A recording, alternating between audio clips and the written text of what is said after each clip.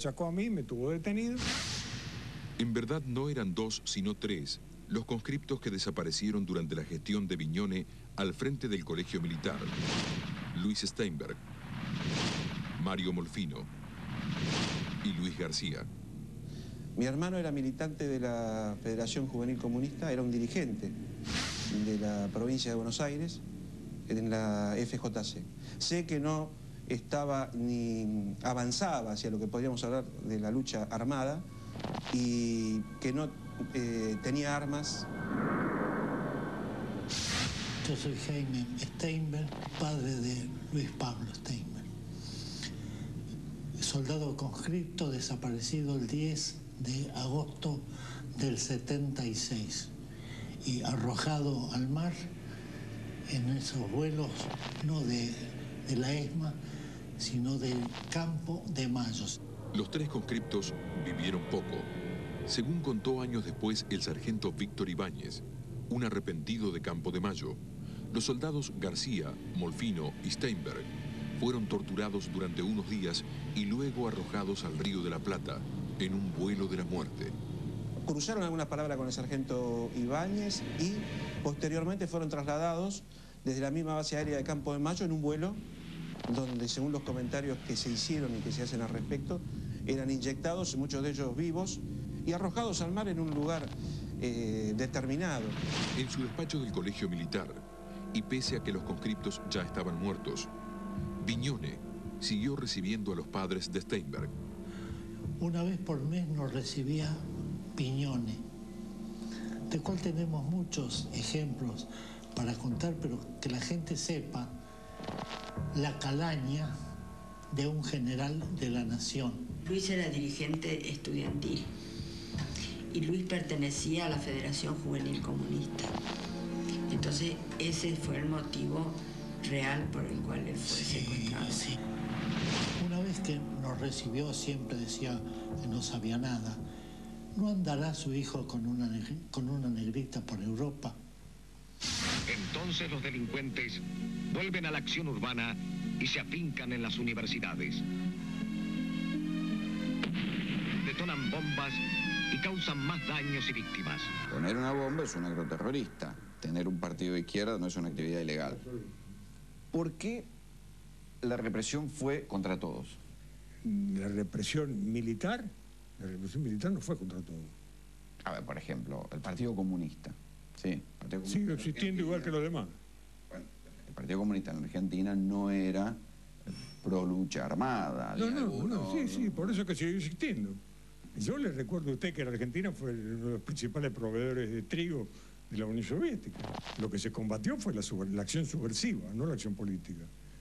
Lo que pasa es que están muy estrechamente relacionadas una cosa con la otra en algunos casos. ¿No se podía hacer algún tipo de distinción, digamos, entre esas cosas? Ahora es muy fácil decir.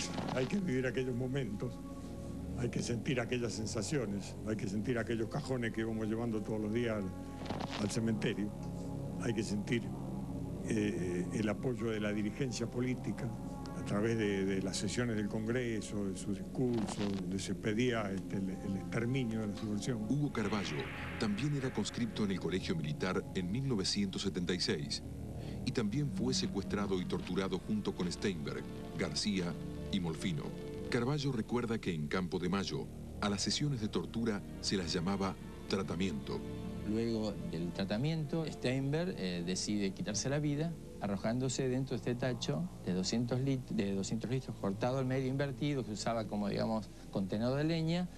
Se arroja y creo que esto le causó la muerte.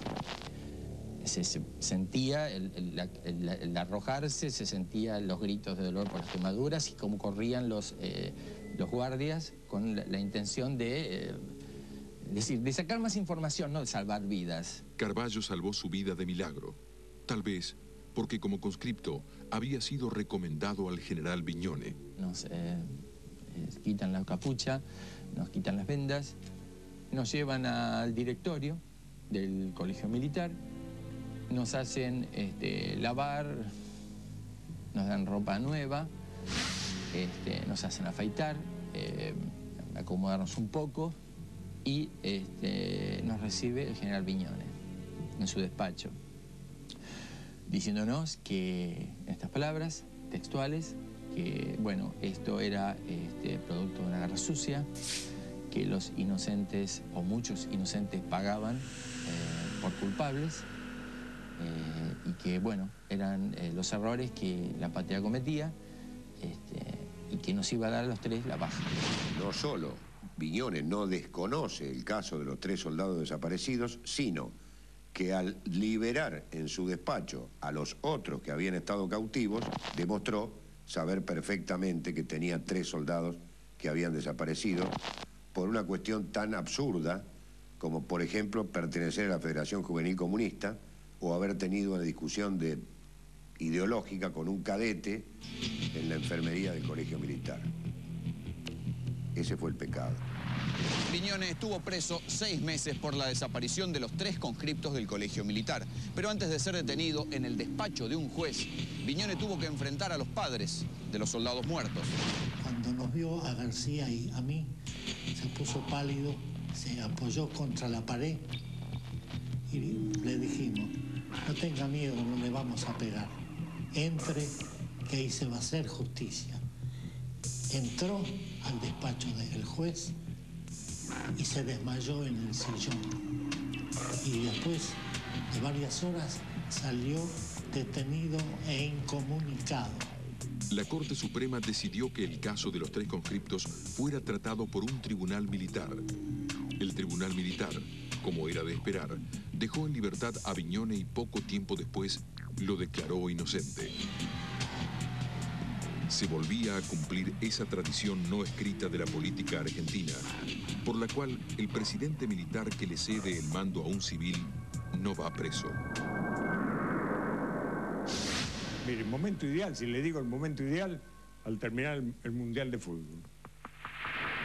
Al terminar el Mundial de Fútbol, con la sensiblería nacional, usted dice: Menotti presidente, y Menotti hubiera salido presidente de la Nación. Muchos delincuentes son apresados. La documentación secuestrada a los extremistas pone de manifiesto el peligro en que estuvo la nación.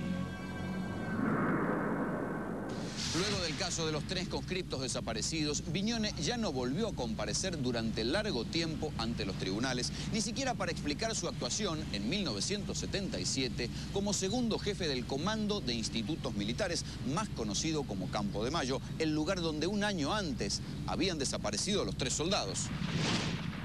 En Campo de Mayo funcionó el peor centro de detención clandestina de la dictadura. Murieron unas 6.000 personas y muy pocos sobrevivieron. Queda clarísimo que en Campo de Mayo desapareció más gente que en la ESMA. Más gente. Si ustedes imaginan un galpón de frente de 30 metros por 70, 80 metros de fondo, había en el piso frazadas, sobre cada una de ellas había un secuestrado. Y Viñones fue segundo durante un año con Rivero. Pero como era un militar con algunas dotes políticas, en 1978, luego de su paso por Campo de Mayo, Viñones se convirtió en colaborador directo del general Videla y organizó los primeros diálogos con los políticos de la época. Hablo de Arturo Frondizi, de Ricardo Balbín, en fin, todas las figuras políticas de aquel entonces. Tuve un diálogo muy, muy franco, muy cordial, muy provechoso con todos. Todos daban su aprobación al actuado en la lucha contra la subversión. En 1978, Viñones le llevó a Videla una idea que pudo haber cambiado la historia reciente de la Argentina: convocar a elecciones. Mire, momento ideal, si le digo el momento ideal, al terminar el Mundial de Fútbol. Gracias, hermano argentino. Lo que me contaste era cierto. Atrás quedaron las críticas y las campañas. Atrás quedaron las polémicas y los favoritos. Delante nos queda un orgullo y un sentimiento: el de ser argentinos y vivir en esta tierra de héroes y de trabajo.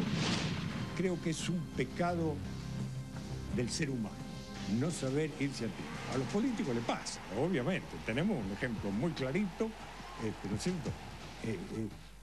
¿Para qué me voy a ir si me va bien? Ese Ese es el momento que hay que irse. Al terminar el Mundial de Fútbol, con la sensiblería nacional, usted dice, Menotti presidente, y Menotti hubiera salido presidente de la nación.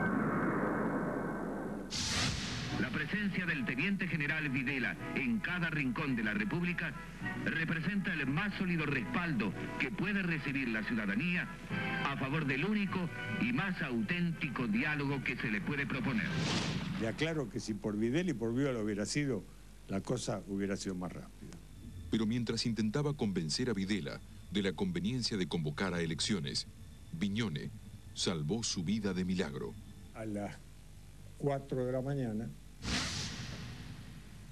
sentimos una conmoción, estábamos cubiertos de escombros, y ¿cómo que pasa? Le digo a mi señora, nos pusieron una bomba, y la pared de acá atrás nuestra se cayó así, y la cama nos tapó la cabeza a los dos, entonces teníamos golpes en el cuerpo.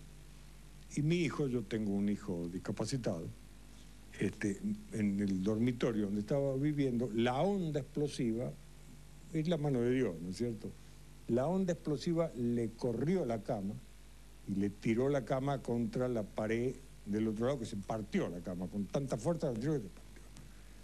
Donde estaba la cabeza de mi hijo, había 1,5 metros de escombro de la pieza de servicio de arriba que habían caído de arriba.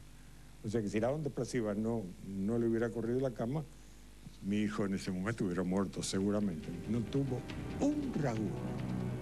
Un ragú.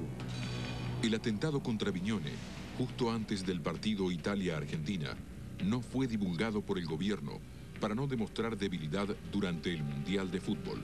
Viñone nunca supo quiénes le pusieron la bomba, pero cree que se trató de parte de la contraofensiva de los montoneros, una serie de atentados contra funcionarios de la dictadura que tuvo su mayor intensidad en 1979. Una bomba sepulta entre escombros al doctor Guillermo Walter Klein, secretario de Coordinación y Programación Económica.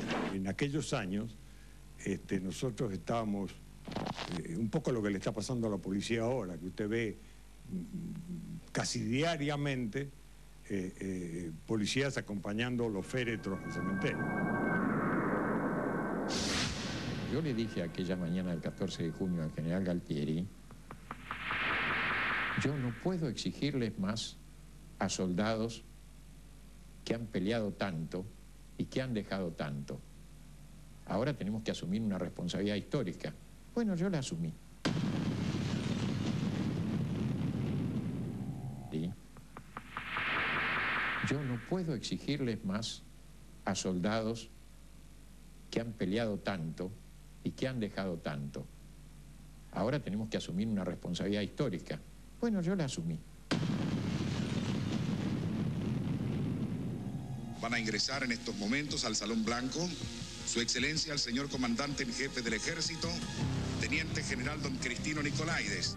Hubo un enfrentamiento armado en donde el éxito de ese enfrentamiento armado estuvo de parte de las Fuerzas Armadas. Pero hubo permanentemente una acción política que nos perjudicó, nos creó una situación de subestimación ante la población que todavía ahora estamos soportando.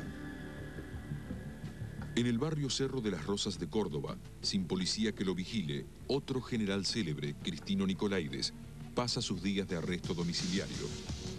Como Viñone, Nicolaides cree todavía hoy que no se podía hacer otra cosa para combatir la guerrilla. No es lo mismo analizar las circunstancias del enfrentamiento armado contra la subversión en aquella época, que usted lo está viviendo intensamente y en forma personal, a analizarlo ahora con una visión de paz. Es completamente distinto.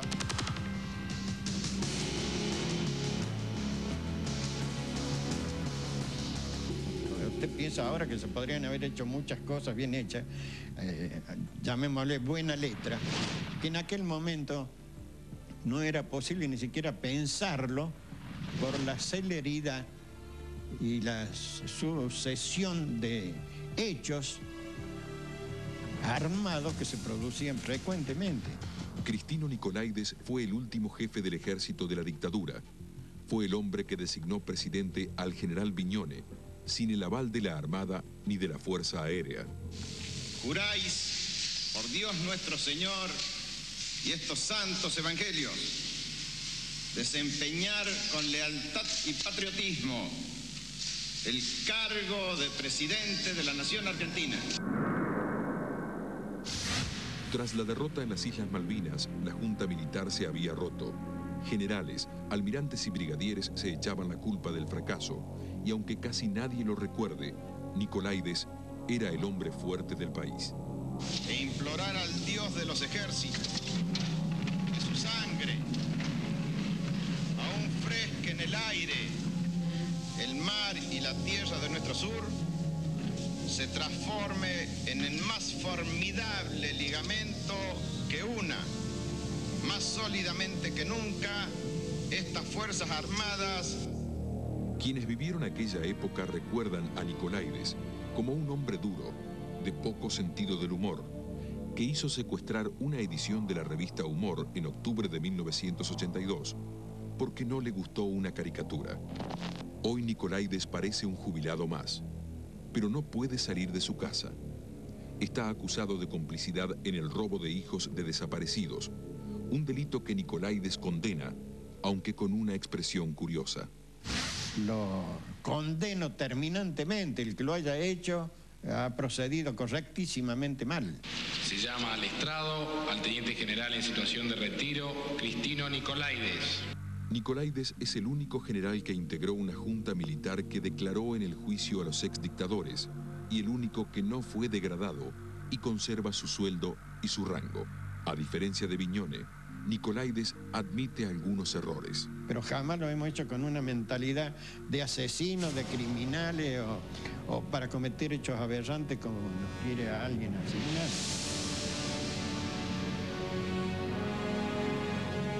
Tratábamos de hacer las cosas en la mejor forma posible, de acuerdo a nuestra capacidad y con todos los errores que seguramente hemos cometido.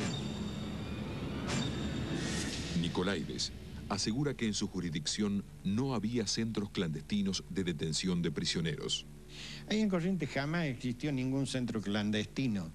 Yo no le voy a decir que no estoy enterado ahora de que existieron por la difusión que se ha hecho de ellos. Ahora, ¿por qué se hicieron en más? No tuve ninguna participación y le podría dar una opinión acertada sobre el tema. Sin embargo, entre abril de 1976 y enero de 1978, en la Brigada Séptima de Infantería de Corrientes funcionaron, bajo directa responsabilidad del general Nicolaides, 14 centros clandestinos de detención. Allí desaparecieron 126 personas. Nadie puede pensar que los diarios los maneja la guerrilla. El mundo cambió.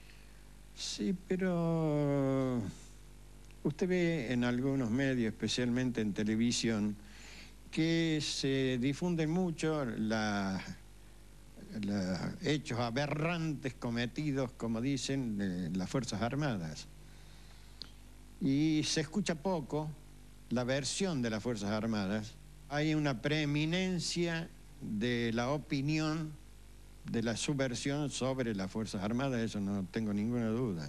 Pero cuando usted habla de subversión, ¿a qué alude? No, cuando hablo de subversión son a los representantes de los que integraron la subversión en su momento, que son los familiares, como las madres, las abuelas, los hijos, etcétera. Ellos son representantes de aquellos que desataron la subversión en el país. Esta gente es la que hace los escraches, por ejemplo. ¿Quién controla eso? ¿Quién domina eso? Que es en mucha medida una humillación.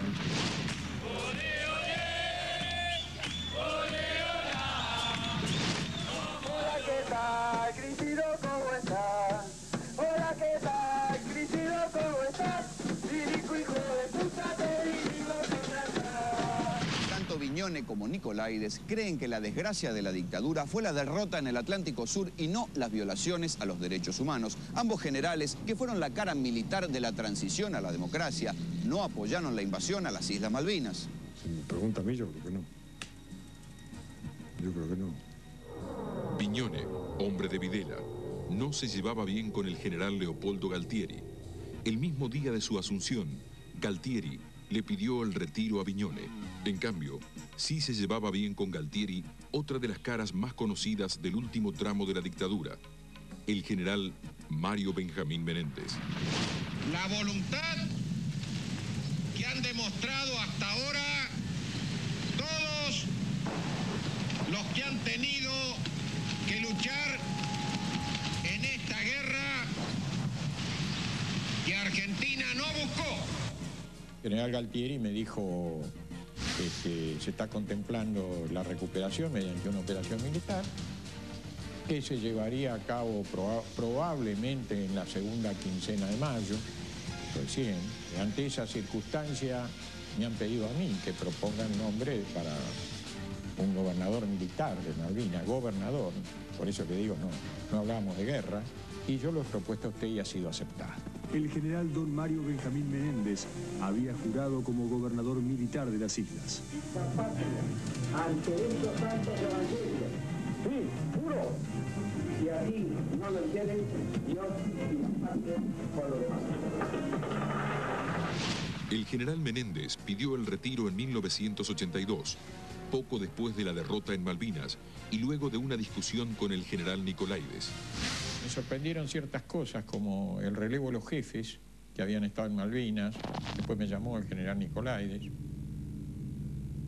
Tuvimos una charla no demasiado amistosa. Yo me retiré, me fui a mi casa. Menéndez tiene hoy 69 años y trabaja en una fábrica que vende equipos de láser a la policía y las Fuerzas Armadas. Durante muchos años, cada vez que hablaba sobre su paso por Malvinas, lo arrestaban. Hoy puede defender en público su decisión de haberse rendido. Como yo le dije aquella mañana del 14 de junio al general Galtieri, yo no puedo exigirles más a soldados que han peleado tanto y que han dejado tanto. Ahora tenemos que asumir una responsabilidad histórica. Bueno, yo la asumí. No tenemos espacio, no tenemos medios, no contamos con los apoyos que corresponden y creo, mi general, que tenemos que asumir una gran responsabilidad para que los soldados que van a seguir combatiendo un combate sin posibilidades por el término de pocas horas más y que va a costar muchas vidas. Eso debo decirlo como comandante de Malvinas. Viñones fue el elegido para la fuga del terrorismo de Estado después de Malvinas. El derrumbe necesitó de un hombre de modos suaves, con fama de bonachón, y lo lograron. Para la fuga del terrorismo de Estado después de Malvinas. El derrumbe necesitó de un hombre de modos suaves, con fama de bonachón, y lo lograron. Hemos recuperado, sin rencores, pero con la firmeza que las circunstancias exigen, las islas australes que integran por legítimo derecho el patrimonio nacional. Entre tanto, el enemigo había movilizado una poderosa flota de guerra encabezada por los portaaviones Hermes e Invencible. Así se ponía en marcha la más grande operación naval desde la Segunda Guerra Mundial.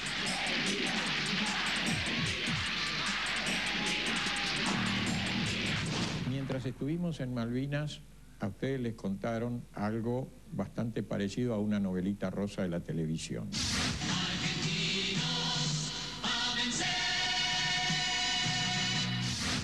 Caí derrotado por una izquierda, diría yo. ¿Quién fue el que te ayudó? El soldado Mosto. ¿No tuviste miedo en esos momentos? No.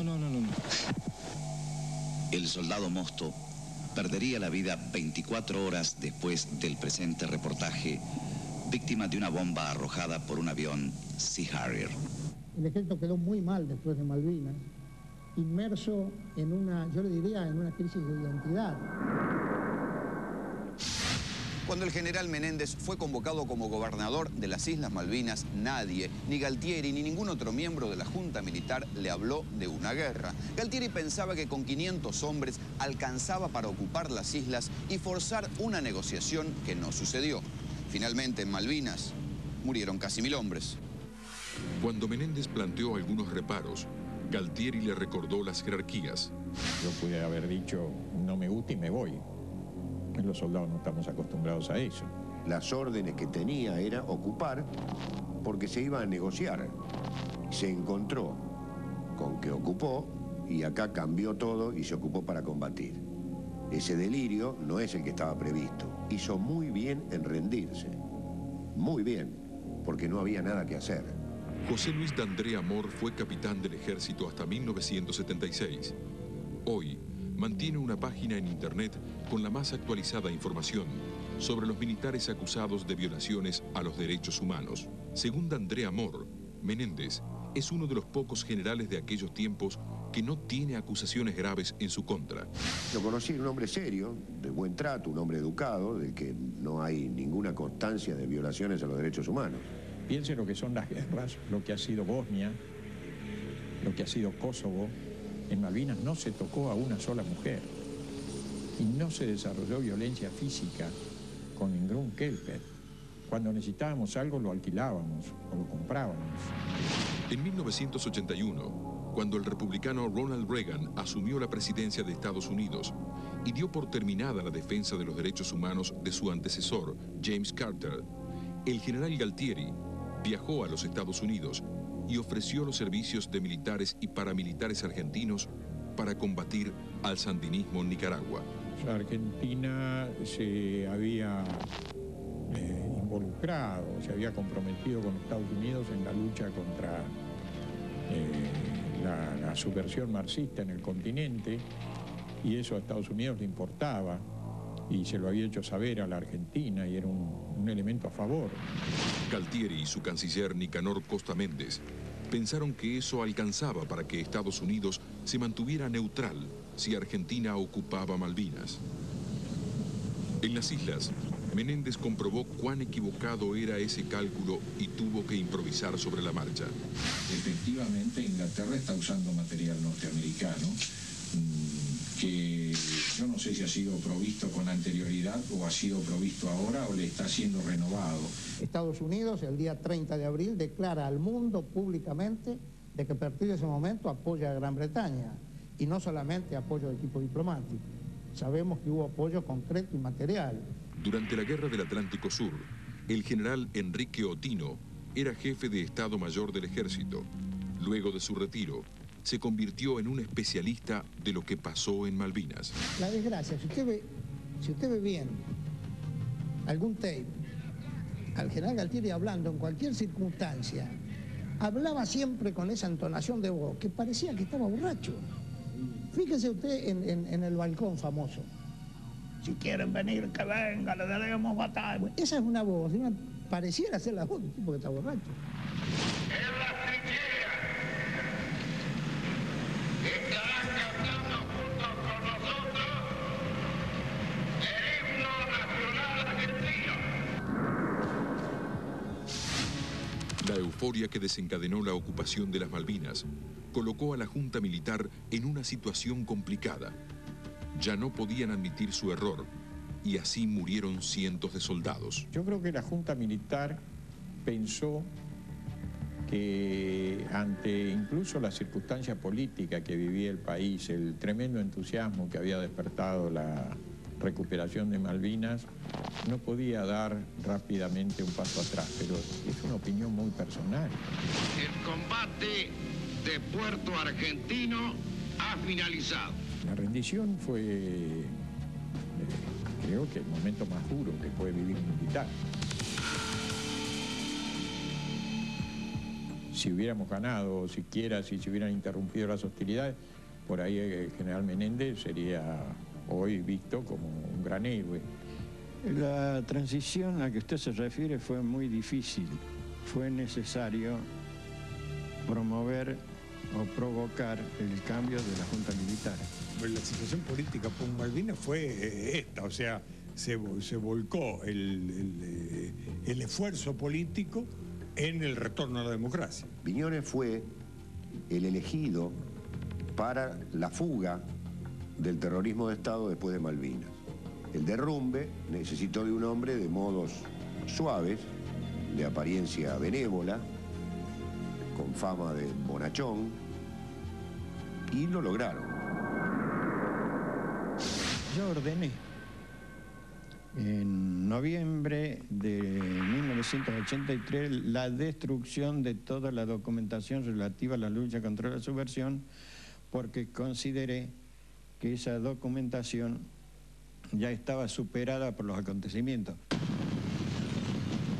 En noviembre de 1983 la destrucción de toda la documentación relativa a la lucha contra la subversión, porque consideré que esa documentación ya estaba superada por los acontecimientos. El último tramo de la dictadura militar tenía dos objetivos declarados. Uno era hacer volver a los prisioneros de Malvinas, otro era convocar a elecciones. En poco tiempo se sabría que había un tercer objetivo. Viñone y Nicolaides lo llamaban pacificar el país. En verdad, el tercer objetivo era borrar las huellas de las violaciones a los derechos humanos. El general Menéndez aún hoy no le perdona a Viñone y Nicolaides el modo en que fueron recibidos los soldados después de la guerra. Yo creo que fue un tratamiento medroso, creo que se los ocultó indebidamente, no he podido explicarme todavía las razones. Creo que algunos prefirieron también, de los que se habían quedado acá, decir, estos son los que se rindieron, estos son los responsables de la derrota, yo no fui.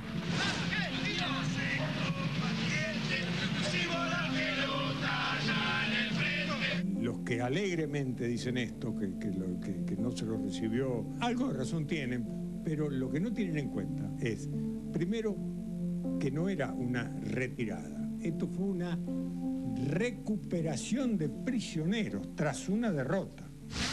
Hasta que no tuviera el último prisionero en territorio argentino, nosotros no podíamos, comillas, no podíamos hacernos los locos, digamos. Y que los ingleses dijeran, ah, sí, bueno, ahora los que quedan me los llevo a la Isla Ascensión. Los soldados se han tenido que enfrentar con situaciones muy duras, hasta de desprecio por sus conciudadanos, y en el caso de los militares por sus pares, que dejaron secuelas muy hondas. Esa puede ser una de las explicaciones de los suicidios, eso puede ser una de las explicaciones de la intemperancia. La reacción de la sociedad y de los políticos ha sido tardía, todavía se sigue discutiendo si se le va a dar una compensación o no al veterano de Malvinas. Directamente desde el Salón Sur de Casa de Gobierno, dirigirá un mensaje al país el excelentísimo señor presidente de la Nación. Habla el general de división don Reinaldo Benito Antonio Viñone. La festividad de Navidad que conmemoramos mañana, con esta Nochebuena que tenemos en próximas horas, es festividad propia de familia.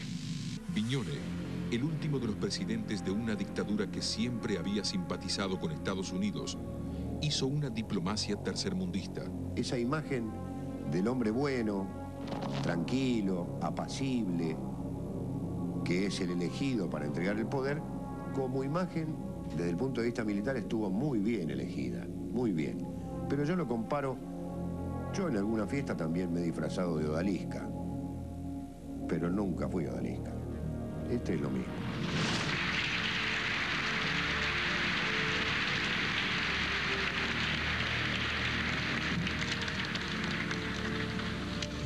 Regreso a mi patria con la sensación de haber cumplido con mi parte de responsabilidad como hombre de gobierno.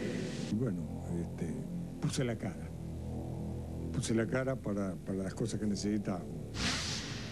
Yo fui a la reunión de países no alineados, tuve el gusto de haberme entrevistado con Indira Gandhi, pero también tuve el trago de tener que entrevistarme, entre otros, con Fidel Castro, con Yasser Arafat, y lo hice, porque nosotros necesitábamos, en las Naciones Unidas, el voto de este bloque de países del tercer mundo. Pero no solo en materia de política internacional pasaron cosas inesperadas. Después de años de letargo, la justicia comenzó a demostrar algo de independencia. Puede que fuera por peleas internas entre el ejército y la armada, pero sea como sea, el almirante Emilio Eduardo Macera terminó preso. Durante el gobierno de Viñone pasaron también cosas, digamos, más habituales. Hubo secuestros, crímenes, desapariciones. Macera fue detenido acusado de un crimen común que fue disfrazado de secuestro político, el del empresario Fernando Branca. El caso fue denunciado por Guillermo Patricio Kelly. Kelly, poco después, fue secuestrado por la banda del paramilitar Aníbal Gordon.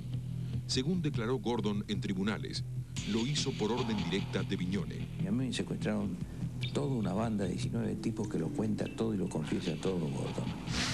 Todo. No, lo nombra uno por uno. Y Viñone que le da el visto bueno. Kelly salvó su vida. En cambio, los dirigentes montoneros Osvaldo Cambiaso y Eduardo Pereira Rossi, no.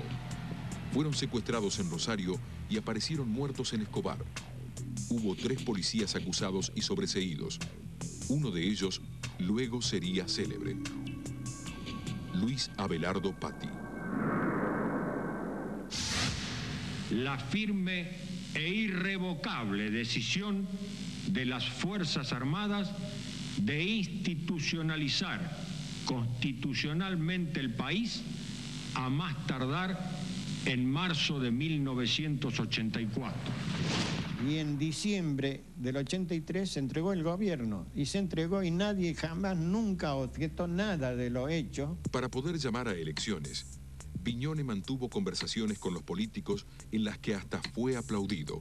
Y ahí estuve encerrado en el Congreso de la Nación 3 horas con toda la dirigencia política nacional. El doctor Allende estaba, en fin, Frondizi, toda la dirigencia política, Vittel, todo. Estaba Corach en la delegación del peronismo. En todas esas 3 horas, el único que dijo algo de la lucha contra la subversión fue Manrique. Curiosamente, de extracción militar. No era preocupación de la dirigencia política nacional. Se puede decir, bueno, los métodos no fueron los mejores.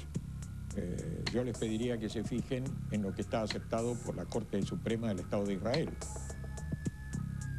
que dice que la tortura es válida cuando se enfrenta a un enemigo fanático.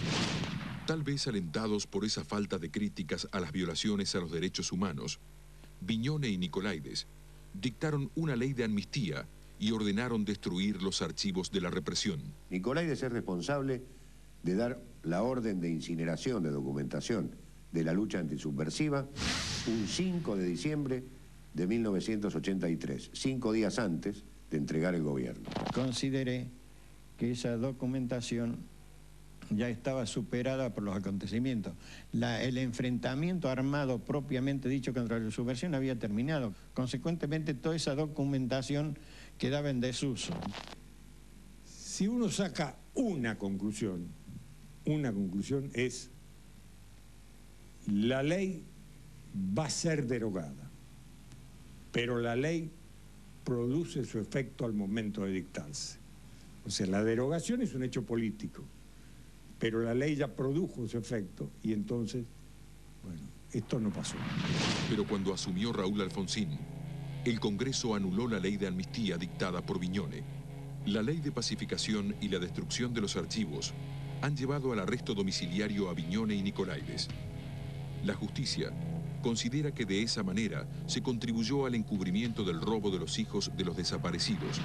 En este momento estoy detenido en domicilio por haber dictado la ley de pacificación. Eso es lo que me achaca a mí el juez. El juez me achaca que con la ley de pacificación yo lo que pretendía era encubrir los delitos, qué sé yo, no sé, cuántas cosas no. De ninguna manera se tendría que pensar de que podemos haber, o que yo pueda haber cometido un hecho de esas características. Terrible. Yo he sido autoridad. Nicolaides es uno de los 98 militares argentinos con pedido de captura internacional del juez español Baltasar Garzón. Viñone puede recibir una acusación similar en pocos meses.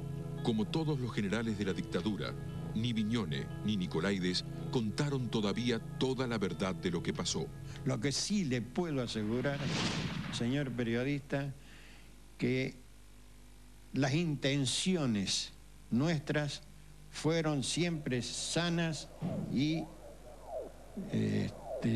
equivocadas. Pueden haber sido equivocadas algunas, pero nunca malintencionadas, nunca malintencionadas. Yo no soy asesino. Duermo absolutamente tranquilo en mi mente, yo no soy asesino. En la 9ª conferencia de ejércitos americanos en Montevideo, el general Videla dijo a sus pares: en la Argentina morirán todos los que hagan falta. El pueblo. Parece mentira, eso fue hace 25 años, pero lo que pasó ahí todavía se discute.